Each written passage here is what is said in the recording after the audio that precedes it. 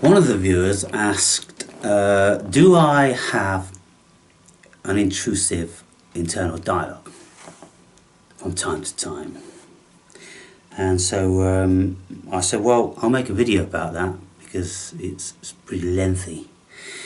Well, I mean, it's a good question in that some people say that they do not have internal dialogues.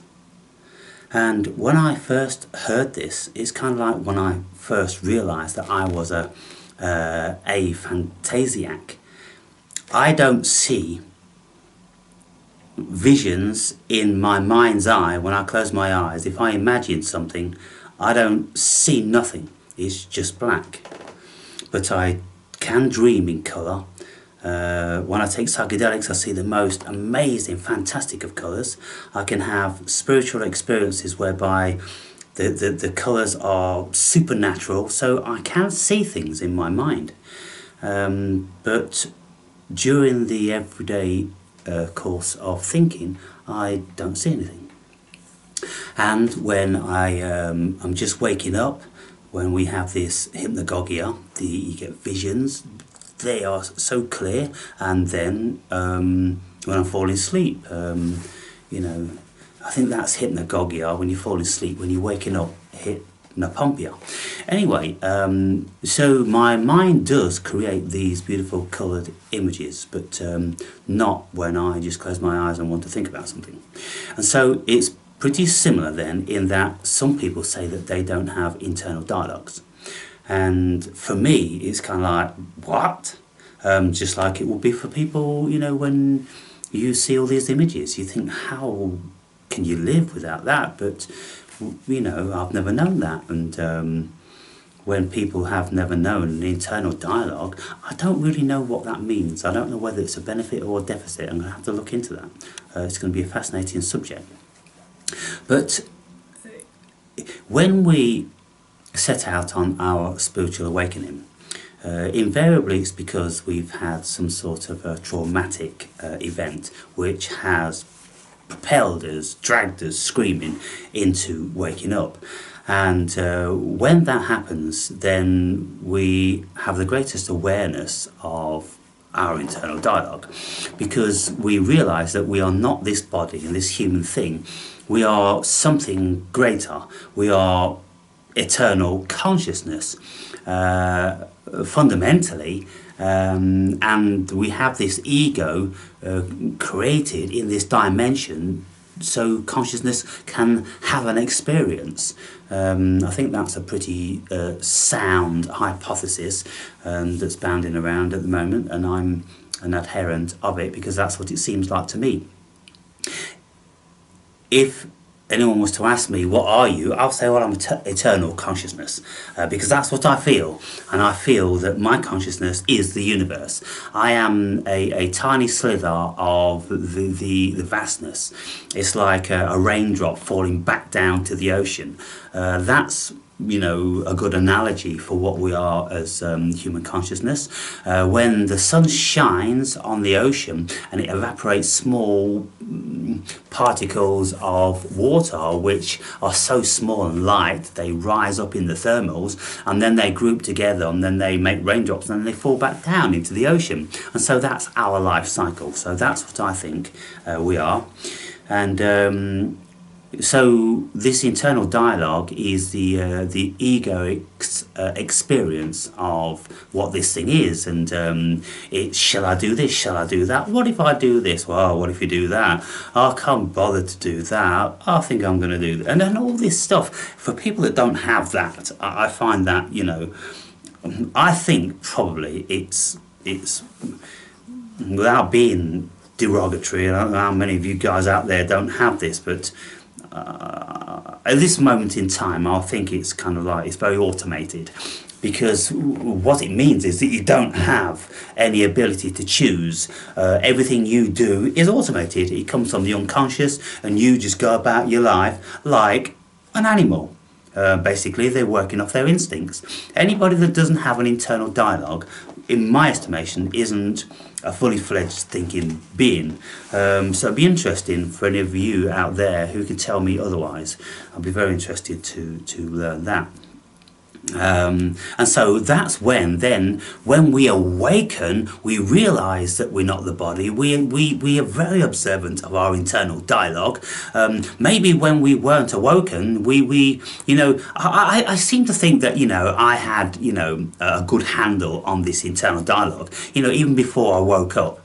But I never considered profoundly that I wasn't the body and I wasn't the ego. That happened, some 12 years ago, when it was a real stark contrast to what and how I used to live. But I always, have machinations going on in the internal dialogue about altercations and conflicts and all this sort of thing. And so the beauty of when we do wake up, we can see this going on, we listen to it on a daily basis, and then we work towards a remedy, which is meditation, of calming the mind down and eradicating for at least the periods whilst we're meditating the internal dialogues. And when we get more proficient at meditating, then we can do that quicker, and after a while I can just turn my thoughts off. If I don't want to think, I just turn them off. So I then don't have an internal dialogue. But the internal dialogue will come back on as a default, unless I am setting my default state of consciousness to be just observing. Like when I'm going out and I'm walking and I'm doing a walking meditation and I'm just observing. But what happens there, you see, one of our senses supersedes the other. And so I'm going to get to that in a minute. But before I do that, intrusive internal dialogues are a pain in the ass. And lots of people who have anxiety, many what people will consider to be disorders, then they have the constant loops of internal dialogues which are going round and round and round. And if it's always the same thing, if it's a fear or an O.C.D compulsion, or it's always a catastrophizing or something like that, then that would be considered to be somewhat of a neurosis, or most certainly it would lead to a neurosis through the suppression of it. And so when people have that going on, it burns up a lot of energy. You're constantly burning up the glucose in your brain, depleting the serotonin, and then becoming tired. And this is why lots of people, they get agitated and they need to rest and they need to go to bed. Doesn't matter what time of day it is. Sometimes people, their energies are just depleted. They just got to go to bed. They just got to escape this madness and just get some respite from their minds, and then they slip into their unconscious and then, oh, it's heaven. But then as soon as their conscious comes back online and they open their eyes and the thoughts start again in an instant. And so there's lots of ways in which we can address this as therapists, and it's very lengthy, but I'm just going to be speaking about a couple of facets of this today. And one of them is if we meditate, then we can address exactly what's going on, instead of like being confused and agitated and afraid of our thoughts, because sometimes they say you're so worthless, you may as well kill yourself, or do self-harm, or just get drunk and just keep smoking those cigarettes, who cares, let's take some more heroin and all this sort of thing, because you're punishing yourselves because you consider that you're not worthy, because somewhere in your past something's happened and someone's told you that you don't have value, or that's how you felt through neglect and all these sort of things, and so it's self-sabotage, and there's a lot of that going on. But all these areas are massive to get involved with, and you can't just do short videos about them. This is why therapy takes weeks and months and years. But when we do have these intrusive internal dialogues, then they can be very debilitating and they burn up a lot of energy. Then you want to rest. But if you want to get out of that, then this is when meditation comes in, because meditation will calm the mind down eventually. Lots of people, when they have these internal dialogues, it's too powerful and they won't give it the time. They just think, oh, this is not working for me. But you've got to give it hours, days, weeks, months.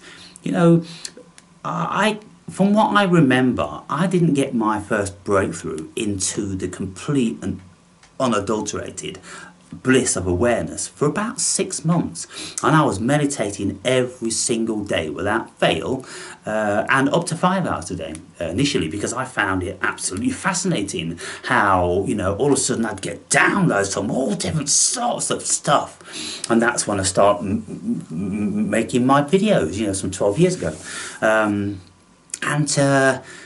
so that went on, you know, very, very in depth for 5 or 6 years or something, and then it started to taper off as I'd covered the vast majority of subject matter. You know, you see, you notice now that I don't have 5 videos a day. Mostly I'll be making 1 or 2, whereas always before I'd be making 5 videos a day. It'd be one after the other after the other after the other, and I think one of the reasons is that this environment isn't that stimulating to me. It's not like when I used to live down in the Algarve in Portugal. I've got all that beautiful scenery, there's always loads of other places to go and explore, and when you do that, then you come upon things and all of a sudden it kicks in, you know, the philosophical thoughts. But here it's you know, a pretty mundane affair really, and so I don't get that many downloads, or I'm not too inspired. And because I'm not looking at a whole array of things on YouTube anymore, I'm pretty, you know, I've narrowed it down. I'm coming to the apex of the pyramid, and up there, you know, in the realm of the supernatural, and so that's where I am now. But when I do get intrusive thoughts, then here's the procedure. So, and I think you have to be reasonably adept at meditation, because if you're not, then you've got to learn to meditate, and you've got to try and, you know, work out what your internal dialogue is all about.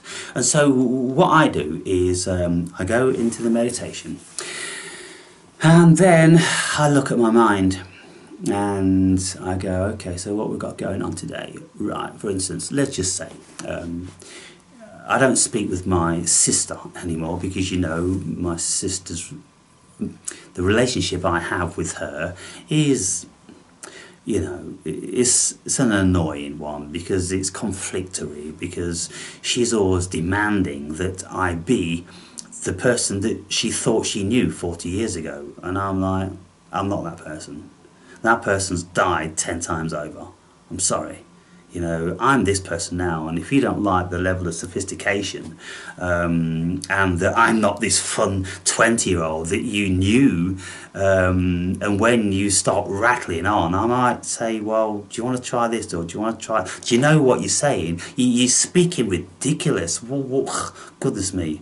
And then she tries to be my mother. You know, I'm 2 years older than you, first and foremost. You know, I've been around the world, I've done a billion things, none of which you are interested in or aware of, and then you're trying to advise me as to how I should live, and I should get out more, and I should get a girlfriend, and oh, please. Anyway, some of you know the relationship with her. So when we have these little bouts of conflict, then it's, oh, okay, so I've got an internal dialogue about that, so I have to resolve that. So what I do is I go into a meditation and I go, okay, little sis, goodness me, you know, you are insufferable. Right then, what's going on here again? Why can't I just let her have her own way? And then, you know, the dialogue, well, because if you do, then it's going to be overpowering, and you're going to be living your life for somebody else. You're not the sort of person that lives your life for anybody. You'll do the right thing by people, you know, family members in close proximity and this sort of thing, you know, my daughter and everything. I will be a certain person, you know, a rock, always there, always ready to listen, always ready to help, at the drop of a hat, all this. But, you know, when my sister wants to impose her idiosyncrasies onto me, I'm kind of like, no, there's no room for that here. And so I try to be compassionate. I try to be understanding. I try to be as amiable as I can. And there were many days when I would be this guy, and I would just listen, and she'd be showing me videos of her, you know, bordering insanity, you know, when she tries to be a bit of a philosopher sometimes, and oh, it's so terrible. And so I'll listen, and I'll go, oh, well, you know, whatever, you know. But there's only a certain amount of that I can absorb, and I ask myself, well, why can't you absorb anymore? Well, because I'm really not interested in that, and I just don't want to be this fake person. I'm not a fake person. And she's always asking me to come and see her 18-year-old son in the band, and like, well, I've heard him on videos every time she comes round, and it's not my thing. And I don't want to go to a pub with, you know, 18-year-olds, this, that and the other. Well, you know, he'd love to see you. Well, there'll be an occasion, you know, when he's playing outside or this, that and the other, I'll do it. Oh, well, you should come down and you should stop doing this, and oh, look, you know, what do? You want to drag me down there? You want to bully me into it? This sort of thing. And so I'm thinking, okay, you know, what do I really want? What I really want is to be left alone. Now, she doesn't want to leave me alone. Okay, so I'll allow her to come round whenever she comes around, you know, usually about once a month or something like that. And I will, you know, okay, I'll be the best accommodator as I possibly can. But sometimes there comes to an occasion whereby I have to go, okay, I'm drawing the line there. No, you know, I'm not standing for that. Please, don't be saying those things. Just leave me alone, woman. You know, why are you trying to make me into being something I'm not? And so this causes the conflict. So I've got the internal conflict. And so I go, okay, well, I'd like just to say to her, look, here, give me a hug. Okay, we're different people, you know, these days. And in the best possible sense, I don't find your company remotely interesting. I mean, I feel I have to say this to you. I don't want to live a lie. I don't want, you know, the relationship as it is. It causes a lot of conflict, and you can see it's difficult now as I'm trying to speak about it. And so what do I have to do? Well, I have to eliminate that. And so, therefore, then, you know, I feel to have a little bit of a conflict at a certain time. Then she goes away, and she stays away for, you know, several months, and I'm like, oh, this way now I know that she's not going to be knocking on my door, coming round with one can of beer, with a, you know, pack of 10 Benson Hedges that she needs to go out and smoke, you know, every half an hour, and you know, I can be free, and I feel comfortable and blissed out, whereas that causes an internal dialogue. And so what I found is that I can satiate it. I can calm that tempest down, and within a few days it's gone, when I've got resolve on it that I acted in the only way I could. I tried to be amiable and hospitable, but the more I give, the more she wants to take, and the more I feel compromised, until in the end I have to go, right, that's it now, fuck off. And so we should learn by now. She should learn by now. She really should stay away. And it's kind of bizarre with family when they think, oh, you know, I'm your sister, you're my brother. And I'm like, what of it? Really, what of it? We're adults now. You know, I'm 60 years old, you're 58. It has to come a time when we have to realise, just because we are blood, it doesn't mean we have to like each other. It really doesn't. And I'm not being subject to your imposition of that notion that I must speak to my elder brother, who I can't stand, by the way, and all these sort of things. So we get these conflicts, don't we? But if we come inside and we look at it, and we rationalise and reason with ourselves as to why we do this and why can't we do that, and once we know all these things, once we've covered all these bases, then we can write a summary and a conclusion, and we can go, the thing is, when she comes round, I found it agitating. I don't want to be agitated, but I don't want to feel more agitated and out of order by upsetting the apple cart to prevent her from doing it. But it seems that that's the only thing that makes her stop coming round. So I've got to be the bad guy. And then she goes away, oh, Aaron's this and Aaron's that. And I go, okay, well, you tell the family that. I'm not interested in the family in any case. So you tell them all that, and you can all agree with one another and stay away. That's a great thing. But then what I found is when I had this conflict, and I'm in the kitchen, I'm washing up, and just after, my sister, she's like, you're this and you're that, and she goes away, and oh my God. Then there was something else that happened, and that something else that happened took precedent over the existing internal dialogue, and that needed more energy. So I had to go into the same thing again. Oh, what's going on now? This happened, and this, and this. And so how do I feel about that? Could I have prevented it? Did I cause it? Was I the recipient of it? Or all these sort of things. And once we it's like having a board meeting. You've got to have a board meeting with yourself, and you've got to look honestly at what's going on. And you look at your own idiosyncrasies, you look at your own biases, you look at, whether you're feeling agitated or angry or dismissive or, overly protective. All these things, you've got to know yourself. It's like Socrates said, know thyself. And if you don't know yourself, and if you don't accept your shadow, this is the thing about it, and I'm going to do another video about this shadow, the Jungian shadow. It's imperative that you grasp this notion and what that means in psychological terms. But you can see already there's a lot of stuff going on.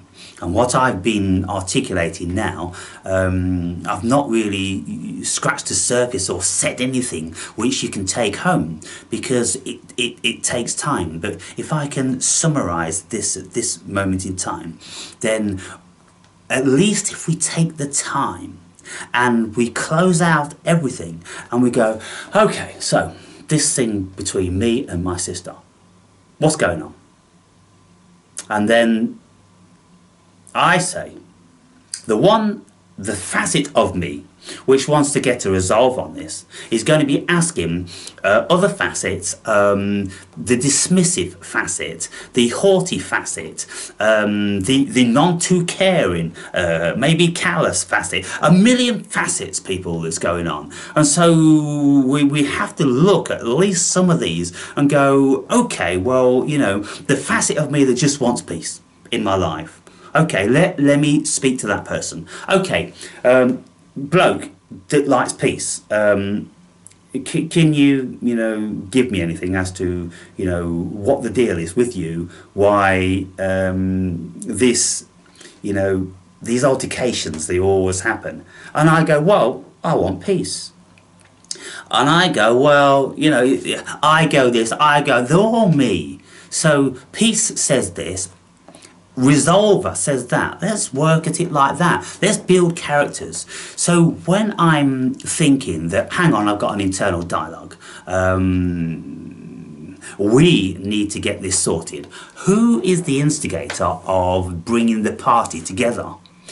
Well, let's just say he's the instigator. So the instigator of bringing a resolve, bringing peace to the table, bringing agitation to the table, bringing dismission to the table, bringing the haughty big brother to the table. You got to bring all these guys around the table, and you got to go, hey, big brother, can't you be a little bit kinder to your little sister?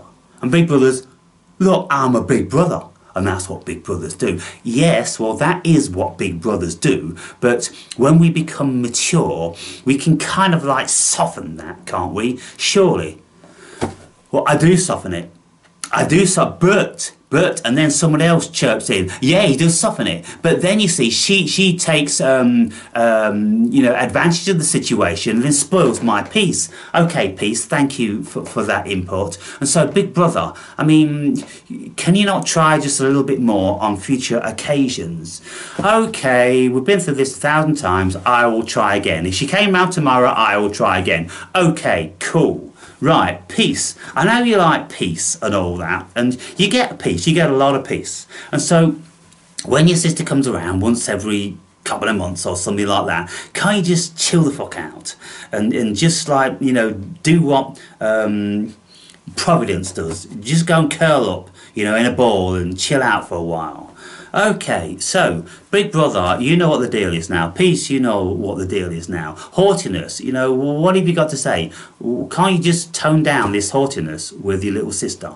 You know she's not a thinking creature. She's not an evolved. She's not an awoken creature. You are vastly more evolved. That's why you're called haughty. But you don't really need to act haughty. Can't you just be what you are, only be a bit more diplomatic? Being haughty is what I am. I can't do anything else but be haughty. Okay then. Well, peace, can't you have a word with haughtiness? I can't have a word with haughtiness because I just want peace and he upsets my peace. And then haughtiness, I'm not speaking with peace. Peace is a pussy. And look what you got going on. I'm just scratching the surface here, people. And this, you know, is kind of like Gestalt therapy. I think it was Fritz Perls coined this Gestalt, which means the whole, bringing the whole, it means the whole in German, bring everything, bring everybody to the party. So, there is this thing whereby the therapist will ask you, if you have a problem with mother, then assume mother's sitting there, and you are going to be mother in a minute. So you now state what your problem is with mother. Mother, she's always like saying this and saying that, and she won't let me be an adult and everything like that. And then the therapist says, well, okay, go and sit on that chair and be mother. So you sit on that chair and you go, look, it's not because of that. I just want the best for you. And so I'm saying this and I'm saying that because I think it's the best for you.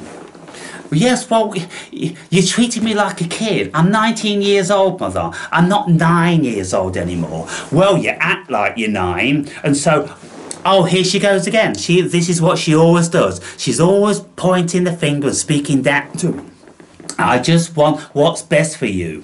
Well, you're an overbearing mother, and I guess that's your job and that's what you do. But for me, it's kind of like you're forcing me into wanting to leave because I don't think you're ready to leave yet. You can't even clear up your own room, and you only know how to cook, you know, a couple of things, egg on toast. And so, you know, you need to learn a little bit more, listen a bit more, and all this sort of thing. So we've got all this stuff going on. So this swapping chairs, you know, is an elaborate version of what I'm speaking about.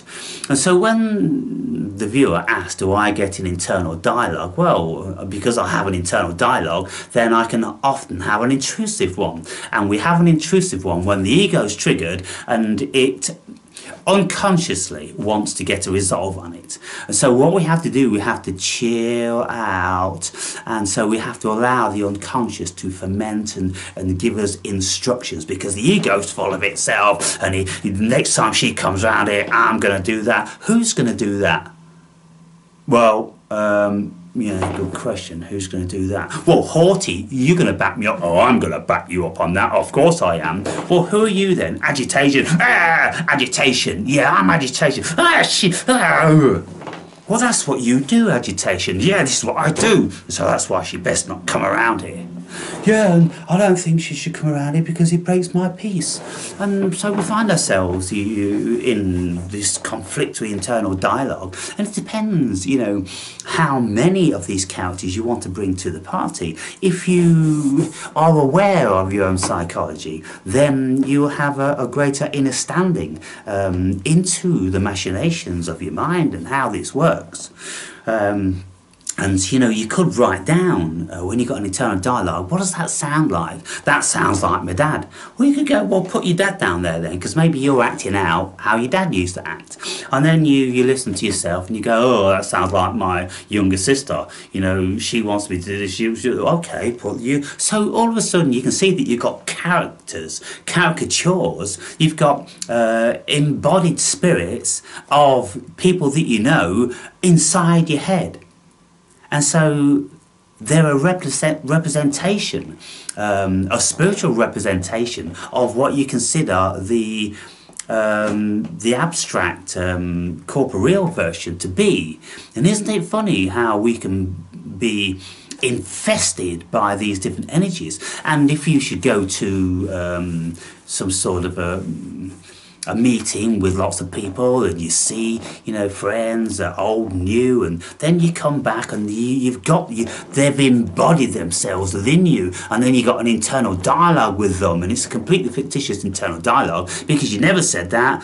Maybe did you want to say that? Is that what you're feeling, you know, agitated now because there's something you wanted to tell that person, but you never did, so now you've got it going on in your head. Oh, it's immensely complex, people. And, you know, all I can say is that in the beginning stages, to get a resolve on this, we come into a meditation and we look, we observe, and we count the characters. We see who's actually involved in this dispute. Is it mother? Is it father? Is it older brother? Is it younger sister? Is it our friends? Is it our boss? Who is it? And what are the objections? Maybe write the objections down. The objections are this. Where are they coming from? From what character? Well, I do tend to get angry. Well, let's say Mr. Angry then. Mr. Angry has got these opinions. Anything else? Well, there's the part of me that feels sad about the demise of a relationship. Okay. Mrs. Sad. Mrs. Sad. The compassionate one. Yeah? Any more? Well, I mean, Mr. Ideal. The person that wants an ideal world where things aren't like they are. They're not, you know, tempestual, tumultuous. They're more sedentary. So Mr. Ideal, he wants the world to be an ideal way. Well, I mean, that kind of likes the job for the diplomat, isn't it? So an idealist is like a diplomat, and so, okay, got you up there. And so you juggle with all these characters, and what you do is you learn about what's going on inside here.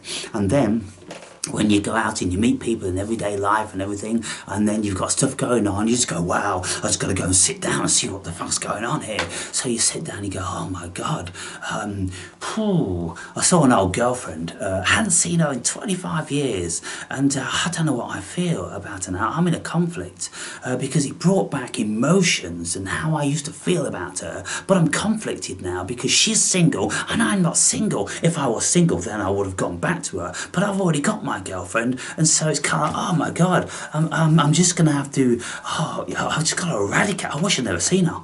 I really do, because now I'm thinking about her and I'm feeling stimulated and I'm feeling agitated then and resentful for the girlfriend that I've got, because I would just love just for a month just to go back with her and, you know, do all the things that we used to do, but I can't. Oh my God.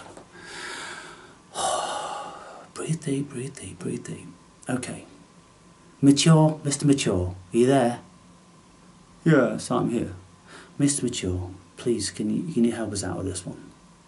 Well, Aaron, you're married now, and you have sworn an oath to your wife.